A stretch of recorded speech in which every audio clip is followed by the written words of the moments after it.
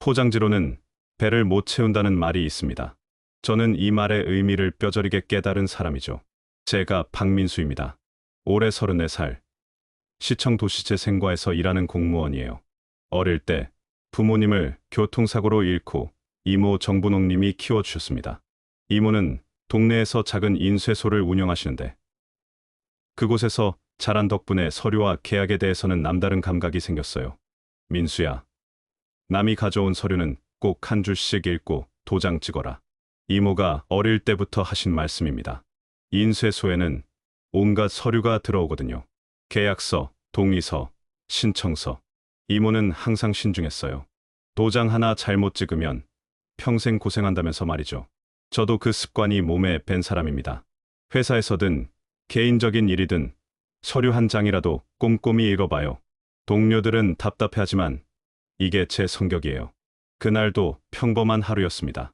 도시재생 관련 서류를 정리하다가 이모 인쇄소에 들렀죠. 이모가 차를 내주시며 말했어요. 요즘 동네에 재개발 소문이 돈다더라. 소문은 소문이잖아요. 그래도 조심해야지. 소문만 믿고 도장부터 찍지는 마라. 확실해지기 전까지는. 이모의 말씀이 왜 그렇게 머릿속에 남았을까요? 아마 그때부터 운명의 톱니바퀴가 돌기 시작했던 것 같습니다. 인쇄소 한쪽 벽에는 오래된 등기부등본이 걸려 있었어요. 2009년에 발급받은 것 같던데 당시엔 별로 신경 쓰지 않았습니다. 그냥 이모가 상가 건물 지분을 조금 갖고 계시는구나 정도로만 생각했어요. 이모, 이 등기부등본은 왜 걸어두세요? 아, 그거 옛날에 동네 어르신들이랑 같이 조금씩 돈 모아서 산 거야. 지분이 30% 정도 되나? 큰 돈은 아니지만 그때는 정말 대수롭지 않게 넘겼습니다. 누가 알았겠어요. 그 작은 지분이 나중에 이렇게 큰 파장을 일으킬 줄은. 저녁이 되어 집으로 돌아가는 길에 생각했어요. 이모가 말한 재개발 소문 말이에요. 제가 도시재생과에서 일하지만 모든 지역 사정을 다 아는 건 아니거든요. 하지만 최근 들어 확실히 개발 관련 민원이 늘었죠. 문득 결혼 생각이 났습니다. 2년 전 장유리와 결혼했다가 작년에 이혼했거든요. 그 과정에서 많은 걸 깨달았어요. 사람의 본 모습은 화려한 포장지 뒤에 숨어 있다는 것을 말이죠. 유리는 럭셔리 뷰티 스타트업에서 최고 마케팅 책임자로 일했습니다. 첫 만남부터 압도적이었어요. 완벽한 외모, 세련된 옷차림, 고급스러운 말투. 모든 게 반짝반짝 빛났죠. 하지만 시간이 지나면서 알게 됐습니다. 그 반짝임의 실체를 말이에요. 집에 도착해서 서랍을 열었습니다. 이혼 과정에서 정리했던 서류들이 그대로 있었어요. 영수증들, 메시지 캡처들, 각종 증거 자료들. 이 모든 게 제가 경험한 일들의 증언이었습니다. 포장지는 아름다웠지만 그 안의 내용물은 전혀 달랐어요. 반짝이는 겉모습에 속아서 진짜 알맹이를 놓쳤던 거죠. 이제 그 이야기를 들려드릴게요. 어떻게 저 같은 평범한 공무원이 화려한 포장지에 현혹됐다가 결국 진실을 깨닫게 됐는지 말이에요. 2020년 봄이었습니다. 직장 선배의 소개로 장유리를 만났어요. 당시 저는 29, 유리는 28이었죠. 첫 만남, 장소부터 압도적이었습니다. 프라이빗 바였거든요. 저는 그런 곳이 있는 줄도 몰랐어요. 평소 회식이라고 해봐야 동네 치킨집이나 삼겹살집에서 하는 게 전부였는데 유리가 나타났을 때의 충격은 지금도 생생합니다. 맞춤 수트를 입고 있었는데 딱 맞는 핏이 정말 인상적이었어요. 가방도 명품이었고 시계도 반짝반짝 빛났죠. 안녕하세요. 장유리입니다. 목소리부터 달랐어요. 자신감이 넘쳤거든요. 박민수입니다. 만나서 반가워요. 여기 분위기 좋죠? 소중한 사람과의 시간에는 최고만 해야 한다고 생각해요. 그 말이 마음에 들었습니다. 자기 관리를 철저히 하는 사람이구나 싶었어요. 대화가 이어지면서 유리의 라이프 스타일에 놀랐습니다. 매주 피부 관리를 받는다고 하더군요. 운동도 개인 트레이너와 함께 하고 옷도 대부분 백화점에서 산다고 했어요. 요즘 이 브랜드 신상이 정말 예뻐요. 여기 로비에서 봤는데 색감이 너무 좋더라고요. 브랜드 이름들이 줄줄 나왔습니다. 저는 하나도 모르는 이름들이었어요. 하지만 유리가 말하는 걸 듣고 있으니 마치 다른 세계 이야기 같았죠. 민수님은 평소에 어떤 취미 있으세요? 저는 책 읽는 거 좋아하고 산책도 자주 해요. 별로 특별할 건 없네요. 그것도 좋은 취미죠. 저는 요즘 와인 클래스를 다녀요. 문화센터 말고 전문 아카데미에서요. 모든 대화에서 고급스러움이 느껴졌습니다. 평범한 저와는 차원이 다른 사람이었어요. 두 번째 만남에서는 더 놀랐습니다. 유리가 선물을 줬거든요. 유명 화장품 브랜드 세트였는데 포장이 정말 고급스러웠어요. 이거 비싸지 않았어요? 괜찮아요. 좋은 사람한테는 좋은 걸 주고 싶거든요. 그때는 정말 감동했습니다. 만난 지 얼마 안 된 사이인데 이런 선물을 주다니. 유리의 마음이 느껴졌어요. 세 번째 데이트에서는 고급 레스토랑에 갔습니다. 코스 요리였는데 한 끼에 10만 원이 넘었어요. 저는 그런 곳에 가본 적이 없었거든요. 여기 셰프가 유명해요. 미슐랭 가이드에도 나왔다고 하더라고요. 유리는 자연스럽게 설명해 줬습니다. 음식 하나하나의 재료까지 알고 있었어요. 평소에 이런 곳 자주 와요? 가끔씩요. 일할 때 스트레스가 많아서 좋은 음식으로 스트레스를 풀어요. 그럴듯한 설명이었습니다. 고급 직장에서 일하니까 그만큼 자기 관리에 투자하는 거라고 생각했어요. 한 달 정도 만나면서 유리의 생활 패턴을 알게 됐습니다. 매주 네일 아트를 받고 머리도 유명 디자이너한테 했어요. 옷장에는 명품들이 가득했죠. 자기 관리가 정말 철저하시네요. 당연하죠. 특히 제 일이 마케팅이다 보니까 이미지가 중요해요. 납득이 갔습니다. CMO라는 직책에 어울리는 라이프 스타일이라고 생각했어요. 그런데 지금 돌이켜보면 이상한 점들이 있었습니다. 유리가 주는 선물들을 자세히 보면 뭔가 어색했어요. 포장은 고급스러웠는데 크기가 생각보다 작았거든요. 이거 샘플 아니에요? 아니에요. 정품이에요. 요즘 트래블 사이즈가 인기라서 브랜드에서 이렇게 만드는 거예요. 그때는 그런가 보다 했습니다. 화장품 업계 트렌드를 잘 모르니까요. 또 이상했던 건 유리가 선물한 것들을 나중에 다시 가져간다는 점이었어요. 아, 그거 잠깐만 빌려갈게요. 친구가 그 제품 궁금해한다고 해서요. 네, 괜찮아요. 그리고 나서 다시 돌려준 건 더 작은 용량이었습니다. 하지만 그때는 별로 신경 쓰지 않았어요. 연애 초기라 모든 게 좋아 보였거든요. 유리의 화려한 세계에 매혹된 저는 점점 더 깊이 빠져들고 있었습니다. 이 사람과 함께하면 제 인생도 더 품격 있어질 것 같았어요. 하지만 진짜 시험은 이제부터였습니다. 유리와 만난 지 반년쯤 됐을 때 처음으로 유리 집에 인사를 갔습니다. 장명이 어머님을 뵙는 날이었죠. 유리가 사는 곳은 강남의 고층 아파트였어요. 로비부터 남달랐습니다. 대리석, 바닥에 샹들리에까지. 저는 완전히 위축됐죠. 엄마, 민수 왔어. 현관문이 열리자 장명희님이 나오셨습니다. 첫 인상은 정말 우아했어요. 집에서도 완벽하게 차려입으신 모습이었거든요. 어머, 유리야, 어서 와. 유리를 보며 환한 미소를 지으시더군요. 그런데 제가 인사를 드리려고 고개를 숙이는 순간 분위기가 확 바뀌었습니다. 안녕하세요. 박민수입니다. 아, 네. 미소가 사라졌어요. 아니, 정확히는 표정이 무표정으로 바뀌었습니다. 마치 스위치를 끈 것처럼 말이죠. 거실로 들어가서 앉았는데 분위기가 어색했습니다.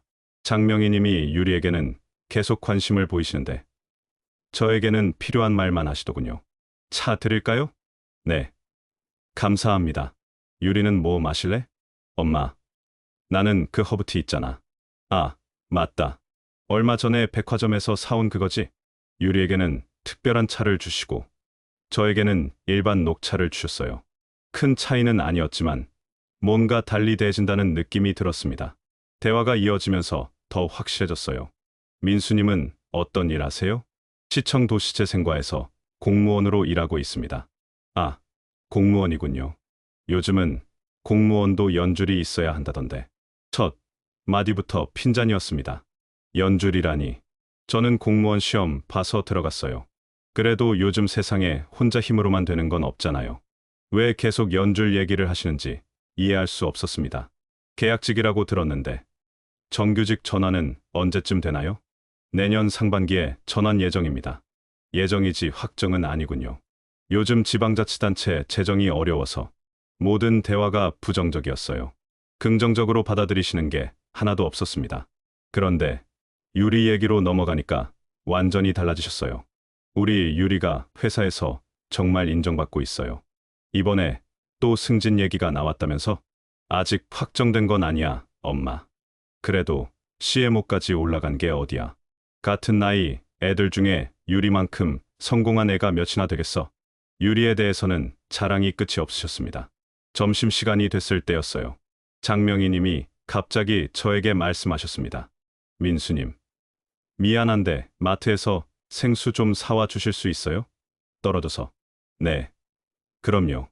아, 그리고 휴지도 좀 사오시고. 여자들이 쓰는 거니까 좀 부드러운 걸로요.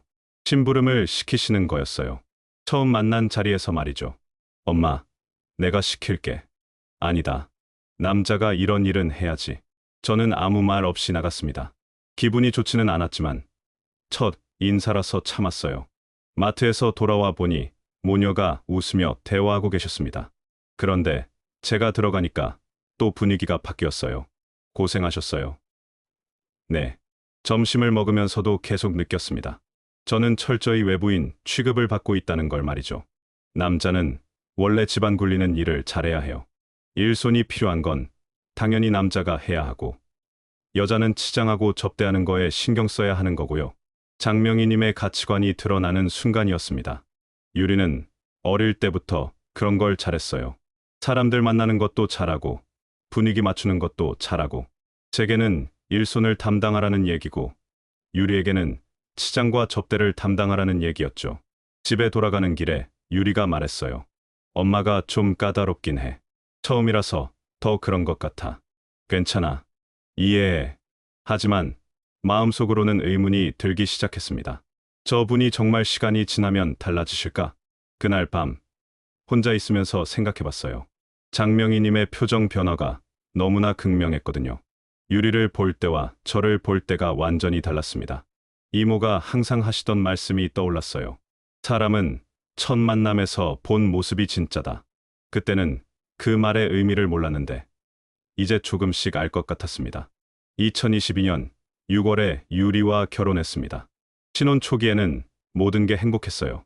아니, 행복하다고 생각했죠. 하지만 첫 번째 시험은 결혼하고 2달 만에 찾아왔습니다. 장명희님 생신이었거든요. 민수야, 엄마 생신 어떻게 할까? 뭔가 특별한 거 해드리자. 그럼 좋은 레스토랑에서 식사하고 선물도 준비하자. 유리가 예약한 곳은 한 사람당 25만 원짜리 한식 다이닝이었어요. 정말 고급스러운 곳이었죠. 선물로는 맞춤 목걸이를 준비했습니다. 어머나, 이렇게까지 안 해도 되는데. 장명희 님이 말씀하시면서도 기뻐하시는 게 보였어요. 엄마니까 당연히 해드려야죠. 그날 저녁은 정말 즐거웠습니다. 장명희 님도 평소보다 저에게 친근하게 대해주셨어요. 문제는 한 달 후였습니다. 제가 키워주신 이모의 생신이었거든요. 이모 생신도 뭔가 해드려야겠어. 그러게. 어디서 식사할까? 유리가 예약한 곳은 무한리필 고깃집이었어요. 한 사람당 2만 9천 원짜리였죠. 저는 당황했습니다. 여기 말고 다른 곳은 어때? 이모가 저를 키워주셨는데. 여기도 충분히 좋잖아. 고기 무한리필인데 뭐가 부족해? 선물도 문제였어요. 유리가 가져온 건 작은 화장품 세트였는데 포장지에 증정용이라고 써 있었어요. 이거 증정품 아니야? 증정품이 어때? 브랜드는 똑같은데. 그날 이모와 고깃집에서 식사를 했습니다. 이모는 아무 내색 안 하시고 좋아해 주셨지만 저는 내내 마음이 불편했어요. 화장품을 선물로 드렸는데 이모가 나중에 조심스럽게 물어보셨습니다. 민수야, 이거 혹시 샘플 아니니? 포장을 열어보니 정말 미니 크림이었어요. 샘플 사이즈였던 거죠. 그때 깨달았습니다. 장명희님과 이모에 대한 대접이 완전히 다르다는 걸 말이에요. 장명희님 생신일인 25만 원 한식 다이닝 맞춤 목걸이, 이모 생신일인 2만 9천 원 무한리필 고깃집 증정용 미니크림. 10배가 넘는 차이였습니다. 집에 돌아와서 유리에게 말했어요. 정말 소중한 사람이면 무한리필이 아니라 정성을 보여야 하는 거 아니야? 뭘 그렇게 따져? 마음이 중요한 거지. 마음이 중요하다면서 왜 이렇게 차별을 해? 차별이 아니라 각자에게 맞는 걸 한 거야. 유리의 대답이 이해되지 않았습니다. 그날부터 저는 영수증을 모으기 시작했어요. 모든 지출 내역을 정리했습니다. 정가인지, 할인인지, 증정품인지 구분해서 말이죠. 2달 후 추석에 더 확실해졌습니다. 장명희님 집에서는 제가 차례상 준비부터 설거지까지 다 했어요. 유리는 옆에서 민수가 이런 걸 잘해라고만 하더군요. 그런데 제가 실수로 그릇 하나를 깨뜨렸을 때였습니다. 조심 좀 하세요. 그거 비싼 거예요. 장명희 님이 차갑게 말씀하셨어요. 죄송합니다. 남자가 세심하지 못하면 어떡해요. 반면 유리가 실수했을 때는 반응이 완전히 달랐습니다. 괜찮아, 괜찮아. 원래 깨지는 거야. 같은 실수인데 받는 대우가 하늘과 땅 차이였어요. 그의 말, 이모를 모시고 유리 집에 인사를 갔을 때가 결정타였습니다. 이모는 정말 정중하게 인사를 드렸어요. 선물도 정성스럽게 준비해 오셨고요. 하지만 장명희님의 반응은 시큰둥했습니다. 아, 네. 고맙습니다. 선물을 받으시면서도 관심 없는 표정이었어요. 이모가 민수가 어릴 때부터 정말 착했다고 말씀하시자 장명희님이 대답하셨습니다. 그래도 남자는 더 단단해져야죠. 이모를 집에 발에다 드리고 돌아오는 길에 생각했습니다. 대접의 차이가 이렇게 명확할 수 있나 싶었어요. 저를 키워준 이모와 유리 어머니에 대한 대우가 왜 이렇게 다른 걸까요? 그날 밤 영수증 파일을 정리하면서 확신했습니다. 이건 단순한 실수가 아니라 의도된 차별이라는 걸 말이죠. 포장지는 화려했지만 그 안의 내용물은 전혀 달랐어요. 결혼 생활이 1년을 넘어가면서 문제들이 하나씩 드러나기 시작했습니다. 가장 먼저 느낀 건 집안일의 분담이었어요. 아니, 분담이라고 할 수도 없었죠. 거의 모든 힘쓰는 일이 제게 집중됐거든요. 민수야, 이삿짐 좀 옮겨줘. 민수야, 장 볼 때 무거운 거 들어줘. 민수야, 차 뽑아서 어디 좀 데려다줘. 심지어 유리 회사 행사 때도 저를 부렸어요. 민수야, 우리 회사 제품 전시용 짐 좀 나르는 거 도와줄 수 있어? 남자가 해야 하는 일이야. 처음에는 부부니까 당연히 도와야 한다고 생각했습니다. 하지만 점점 이상해졌어요. 저는 계속 일만 하는데 유리는 옆에서 지켜보거나 다른 사람들과 수다만 떨더군요. 남자가 해야지 뭐. 유리가 입버릇처럼 하는 말이었어요. 장명희 님도 마찬가지였고요. 유리는 사람들이랑 얘기하는 게 중요해. 이미지 관리해야 하거든. 그럼 제 이미지는 중요하지 않다는 건가요? 저도 사람들과 대화하고 싶었는데 항상 짐만 나르고 있었습니다. 더 큰 문제는 경제적인 부분이었어요. 유리는 자신의 이미지 관리에는 돈을 아끼지 않았습니다. 매달 피부 관리비만 수십만 원이었고 옷값도 만만치 않았어요. 이거 너무 비싸지 않아? 내 일이 이미지가 중요한 일이야. 이 정도는 투자라고 봐야지. 반면 제 필요에는 인색했습니다. 제가 새 구두가 필요하다고 하면 아직 신을 만한데 좀 더 신어봐. 제 셔츠가 낡았다고 하면 집에서 입는 건데 뭐가 중요해? 이런 식이었어요. 그해 가을 이모 인쇄소에 일이 있어서 같이 갔을 때였습니다. 장명희 님도 따라오셨는데 인쇄소를 둘러보시더니 한마디 하셨어요.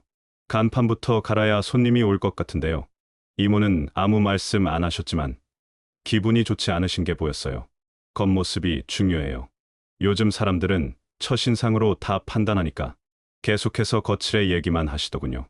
그런데 그날 우연히 중요한 얘기를 들었습니다. 이모와 동네 어르신이 대화하시는 걸 들었거든요. 분옥이 요즘 도시재생 얘기 많이 나오던데. 그러게. 혹시 보상금 나오면 좋겠네. 2009년에 우리가 같이 산 그 집은 말이야. 그때는 푼돈이었는데 지금 생각해보니 잘한 일이었어. 저는 그때까지 이모가 갖고 계신 지분이 얼마나 중요한지 몰랐습니다.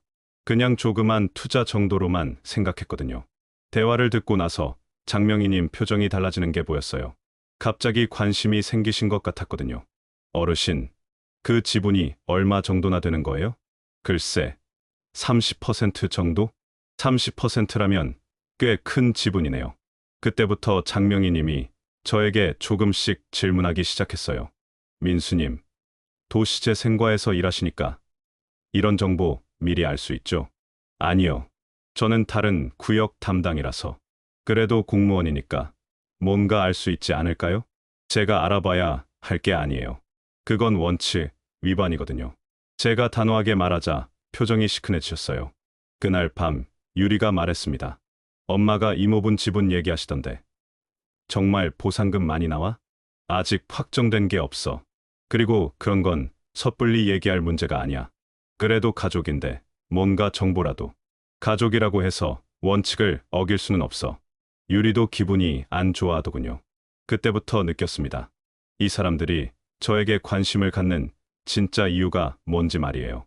제 직업, 제 가족의 재산, 제가 할 수 있는 일들. 이런 것들이 저라는 사람보다 더 중요한 것 같았어요. 포장지는 여전히 반짝반짝했지만 그 안에 뭐가 들어있는지 점점 더 궁금해졌습니다.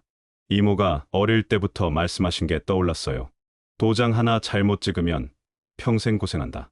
이제 그 말의 의미를 알 것 같았습니다. 2024년 상반기가 되면서 모든 게 급격하게 돌아가기 시작했습니다. 먼저 유리 회사에 문제가 생겼어요.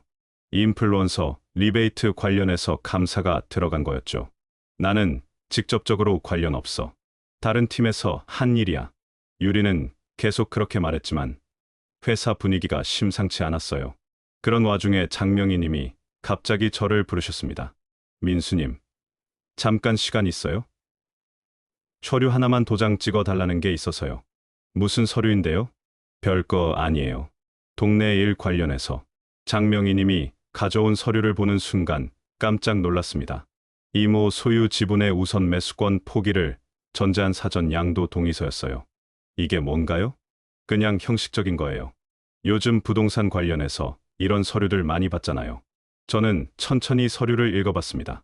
이모가 항상 하시던 말씀대로 한 줄씩 꼼꼼히 말이에요. 읽으면 읽을수록 이상했어요. 이건 단순한 형식적 서류가 아니었거든요. 이거 사인하면 이모 지분에 대한 권리를 포기하는 거 아닌가요? 아니에요. 그냥 복잡한 법적 절차를 간소화하는 거예요. 죄송하지만 이모와 상의 없이는 사인할 수 없어요. 상의하면 복잡해져요. 그냥 형식적인 거니까. 아니요. 절대 안 됩니다. 제가 단호하게 거부하자 장명희님 표정이 완전히 바뀌었어요. 뭔가 의심스러워서 바로 이모에게 연락했습니다. 이모, 혹시 우리 집 지분 관련해서 무슨 일 있어요? 왜? 누군가 이상한 서류에 도장 찍으라고 하는데. 이모가 급히 오셨어요. 그리고 같이 등기부등본을 확인해봤습니다. 어머, 이게 뭐야? 정말로 이모가 상가 건물 지분 30%를 갖고 계셨어요. 2009년에 동네 어르신들과 공동 투자한 거였는데 최근에 도시재생 사업 시행인가가 임박하면서 가치가 급등한 상황이었습니다. 이거 지금 얼마 정도 될까? 억 단위는 될 것 같은데. 그제서야 장명희 님이 왜 그렇게 서류에 도장을 찍으라고 했는지 알 수 있었어요. 그날 저녁 더 충격적인 일이 있었습니다. 이모가 그동안 받으신 선물들을 정리하시다가 이상한 걸 발견하셨거든요. 민수야, 이거 좀 봐. 유리가 이모에게 드린 화장품 상자였는데 바닥에 스티커가 붙어 있었어요. 본품 샘플이라고 써 있더군요. 이게 뭔 뜻이지? 자세히 보니 상자 안에는 정품과 샘플이 함께 들어 있었던 것 같았어요. 그런데 이모가 받으신 건 샘플만이었습니다. 저는 그동안 제가 정리해둔 영수증 파일을 꺼냈어요. 유리가 준 선물들의 정가, 할인가, 증정품 여부를 다 기록해둔 거였거든요. 확인해보니 충격적이었습니다. 장명희님께 드린 선물 모두 정가 제품, 이모께 드린 선물 대부분 증정품이나 샘플, 심지어 메시지까지 확인해봤어요. 유리가 다른 사람들에게 좋은 제품 나눠드려요 라고 하면서 샘플들을 돌린 기록이 있었거든요. 정가 선물이라고 했는데 실제로는 샘플만. 모든 퍼즐이 맞춰지기 시작했습니다. 겉으로는 호화로워 보였지만 실제로는 치밀한 계산이 숨어 있었어요. 이모를 향한 대접, 샘플로 둔갑한 선물들, 그리고 지분을 노린 서류까지 모든 게 연결됐습니다. 그날 밤 유리와 마주 앉았어요. 우리 얘기 좀 해야겠어. 뭔데? 이모 지분 얘기. 그리고 그동안 준 선물들 얘기. 유리의 표정이 굳어졌습니다. 뭘 그렇게 따져? 따지는 게 아니라 진실을 알고 싶은 거야. 그때까지 저는 착각하고 있었어요. 포장지의 화려함에 속아서 그 안의 내용물을 제대로 보지 못했던 거죠. 이제야 알겠더군요. 겉은 호화롭지만 속은 완전히 다른 세계라는 걸 말이에요. 이혼을 결심한 순간이었습니다. 2024년 8월 드디어 결단을 내렸습니다. 유리 회사 상황이 더 악화됐어요. 감사 결과 여러 문제가 드러나면서 유리는 직위해제됐다가 결국 퇴사하게 됐습니다. 이건 다 누명이야. 나는 정말 몰랐어. 유리는 계속 억울하다고 했지만 이미 제 마음은 돌아선 후였어요. 더 큰 문제는 장명희님의 반응이었습니다. 우리 딸을 이렇게 만든 게 다 누구 때문이야? 어머님, 그게 제 잘못은 아니잖아요. 남편이면 아내를 지켜줘야 하는 거 아니야? 당신이 잘못 도와준 거지. 희생양이 필요했던 거죠. 그리고 그 역할이 저에게 돌아온 거였어요. 그때 저는 그동안 모아둔 모든 자료를 꺼냈습니다. 영수증 파일, 메시지 캡처, 증정품 라벨 사진들. 지난 몇 년간의 모든 증거들이었어요. 이게 뭐야? 우리 결혼 생활의 진실이야. 한 장씩 보여드렸습니다. 장명희님 생신 영수증 35만 원, 이모 생신 영수증 8만 7천 원, 유리가 장명희님께 드린 선물 영수증 정가 25만 원, 이모께 드린 선물 영수증 증정품 실제 가치 2천 원. 이게 뭔 의미야? 차별의 증거예요. 그동안 어떻게 살아왔는지의 증거. 장명희님이 할 말을 잃으셨어요. 이혼 협상 테이블에서 장명희님 치기 마지막 카드를 꺼냈습니다. 그래, 이혼하려면 하자. 대신 이모분 지분은 우리가 관리하는 게 좋겠어. 민수님도 공무원이니까 사적 이해 충돌 문제가 있을 수 있잖아. 무슨 말씀이세요? 부동산 개발 관련 업무하는 공무원이 직접 부동산 지분 갖고 있으면 문제되지 않겠어? 교묘한 논리였어요. 제 직업을 이용해서 이모 지분에 접근하려는 거였죠. 하지만 저는 이미 준비가 끝난 상태였습니다. 제가 담당하는 구역과 이모 인쇄소 지역은 완전히 다릅니다. 사적 이해 충돌 우려가 전혀 없어요. 관련 서류를 모두 제시했습니다. 담당 구역 지도, 업무 범위 확인서, 이해 충돌 검토 의견서까지. 그리고 설령 문제가 된다 해도 그건 저와 이모가 알아서 할 일이지 어머님이 개입할 일이 아니에요. 장명희님이 완전히 막혔습니다. 이모 지분에 대한 어떤 접근도 일절불가합니다. 그때 도장을 꺼냈어요. 이혼 협의서에 찍을 도장 말이에요. 이번에도 제가 도장을 찍겠습니다. 제가 이 관계를 끝내겠습니다. 어릴 때부터 이모가 가르쳐 주신 대로 서류를 끝까지 읽고 신중하게 찍는 도장이었어요. 판결 전 조정으로 재산 분할을 최소화했습니다. 애초에 공동 재산이라고 할 만한 게 별로 없었거든요. 유리의 명품들은 대부분 렌탈이나 중고였고 진짜 가치 있는 건 거의 없었어요. 포장지만 화려했구나. 마지막까지 그 생각이 들었습니다. 조정 과정에서 유리가 마지막으로 말했어요. 민수야, 우리 정말 끝인 거야? 응, 끝이야. 그동안 나쁜 것만 기억하지 말고 나쁜 것만 기억하는 게 아니야. 진실을 기억하는 거지. 2024년 8월 공식적으로 이혼이 확정됐습니다. 그날 밤 이모와 함께 저녁을 먹었어요. 고생 많았다, 민수야. 이모가 가르쳐 주신 덕분이에요. 도장 신중하게 찍는 것, 서류 꼼꼼히 읽는 것. 그래도 마음은 아프겠다. 아프긴 하지만 이제 진짜로 살 수 있을 것 같아요. 포장지를 찍고 나니까 진짜 알맹이가 보였습니다. 그리고 그 알맹이가 제가 원하던 게 아니라는 것도 알았어요. 이제 새로운 시작이었습니다. 2025년 현재 저는 새로운 삶을 살고 있습니다. 이모와 함께 인쇄소를 타운 아카이브로 확장했어요. 동네의 오래된 기록들을 수집하고 전시하는 공간으로 만든 거죠. 재본 워크숍도 열고 지역 역사 자료도 정리하고 있습니다. 민수야, 이런 일이 내가 하고 싶었던 일이구나. 이모가 말씀하시면서 웃으셨어요. 도시재생 사업도 진행 중입니다. 하지만 저희는 금매나 투기 대신 다른 길을 택했어요. 장기 임대와 공유, 서가방 모델로 운영하기로 한 거죠. 돈은 좀 덜 벌어도 의미 있는 일 하는 게 좋겠어. 그래, 그게 맞다. 이모도 동의해 주셨습니다. 가끔 유리 소식이 들려옵니다. 한동안 백수로 지내다가 최근에 PR 프리랜서로 일한다는 얘기가 있어요. 새벽에 전화가 오기도 하는데 저는 차단해뒀습니다. 다시 시작하고 싶다는 메시지도 몇 번 왔지만 답하지 않아요. 이미 끝난 일이거든요. 지난주에는 동네에서 재미있는 일이 있었어요. 젊은 부부가 인쇄소에 왔는데 결혼 청첩장을 만들어 달라는 거였습니다. 화려하게 만들어 주세요. 돈은 신경 쓰지 마시고요. 남자분이 말했는데 뭔가 옛날에 제가 보이는 것 같았어요. 화려한 것보다는 의미 있는 걸로 만드는 게 어떨까요? 여자분이 말했습니다. 맞아요. 겉모습보다는 내용이 중요하죠. 저는 그 부부에게 이런 조언을 해줬어요. 포장지는 예쁠 수 있지만 진짜 중요한 건 그 안의 내용이에요. 서로에 대한 진심 말이죠. 네, 명심하겠습니다. 그들의 청첩장을 만들면서 생각했어요. 제가 겪은 일들이 완전히 헛된 건 아니었구나 싶었습니다. 다른 사람들에게는 도움이 될 수 있으니까요. 요즘 저는 일기를 씁니다. 매일은 아니지만 의미 있는 일이 있을 때마다 적어둬요. 오늘은 80대 할머니가 오셔서 옛날 사진을 스캔해 달라고 하셨다.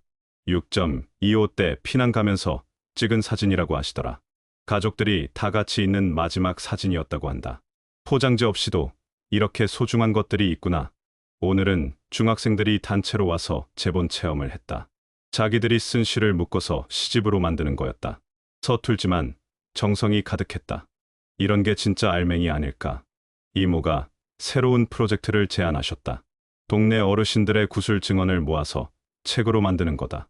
화려하지는 않겠지만 정말 의미 있는 일이 될 것 같다. 저녁에 이모와 차를 마시면서 나누는 대화가 가장 좋습니다. 민수야, 요즘 표정이 많이 밝아졌다.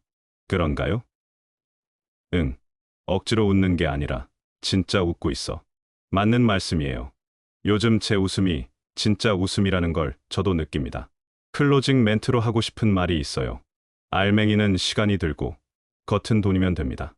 화려한 포장지는 금방 만들 수 있지만 진짜 내용물은 오랜 시간이 필요해요. 저는 이제 시간을 쓰겠습니다. 급하지 않게, 조급해하지 않고 차근차근 쌓아가면서 말이에요. 이모가 항상 하시던 말씀이 이제야 완전히 이해됩니다.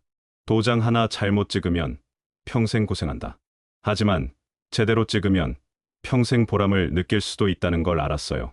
포장지는 찢어져도 알맹이는 남습니다. 그리고 그 알맹이가 진짜 소중한 거라는 걸 이제는 확실히 알겠습니다. 오늘 영상은 여기까지입니다. 영상이 좋았다면 구독과 좋아요를 눌러주시고 새로운 이야기를 빠르게 들어보세요.